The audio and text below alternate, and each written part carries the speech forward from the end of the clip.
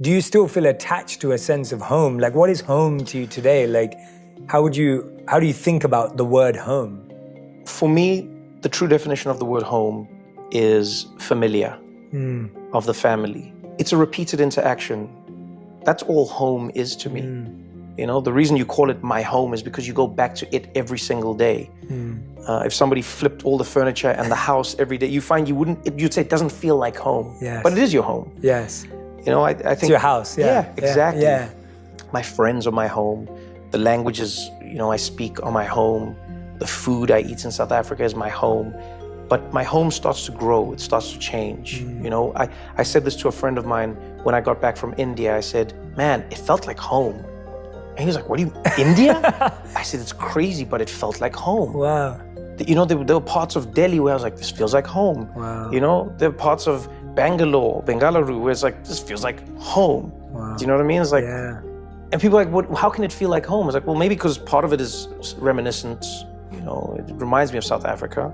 We have an Indian population. It's huge, one of the biggest in the world. We have Indian culture, but also it's just, it feels familiar. It feels like home. And so for me, that's what home means, is a sense of the familiar. You know, you can even experience randomly if you travel a lot in a hotel that you always frequent, it feels like home. Yeah. So that's what, you know, that's what home means for me. Yeah. It's just that, you know. And you feel that in New York too when you're here. Like Yeah. you find that you have that because of that familiarity. Yeah. You feel like, I always see you, and it seems to me like you're always home. I don't know why. That's a nice thing for you to say. Genuinely, it always seems like, I never feel like you're uncomfortable. I never feel like but I don't know if that's just what you put out. No, I was going to define it now. It's contextually sharing now, but my definition of home has always been where I feel I'm living my purpose. Oh. So that's always been my purpose. So, and I genuinely feel like that, where I could wake up and be in another city or another country or another seat. And as long as I feel I'm doing my purpose tonight with you, and that's why I'm here. Help me understand. So how would you, because I can try to understand it, but what would you say you feel your purpose is? So my purpose is to help other people find their purpose. Okay. And to me, my purpose is to be a vessel of being able to expose people to a number of different ideas, insights, paths, stories, walks of life, so that they can find theirs. I don't think everyone's purpose looks like mine. Right. I don't think everyone's path looks like mine, because I think one of the best things I got when I was a kid, and again, it goes back to my childhood experiences, my dad was really worried that I didn't read enough. And I would never be interested in reading fiction books at school. So we'd get the fiction books like Goosebumps, and then later on Harry Potter and all these books. And I would never read them, and I wouldn't have any interest in them. So my dad was worried, and my mom was worried that this kid's not gonna read. And now I was like about 13 going on 14, and I still wasn't reading a lot.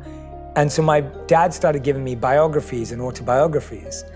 And so I read, by the time I was 16, I'd read Malcolm X, Martin Luther King. Wow. I was also reading like David Beckham and Dwayne "The Rock" Johnson because I was a massive football fan. And so I started just like collecting all these stories. And then, as I told you, when I sat on your show, like I met a monk when I was 18, and that was the story that my purpose felt connected to. Got it. And so now I feel, I'm like, well, someone's gonna listen to Trevor's story and feel far more connected. Interesting. And that may spark this kid out there to say, hey, maybe that's the kind of direction I want to go in. I feel like today we're exposed to the same people online and on TV and streaming, and we're also exposed to the same parts of them.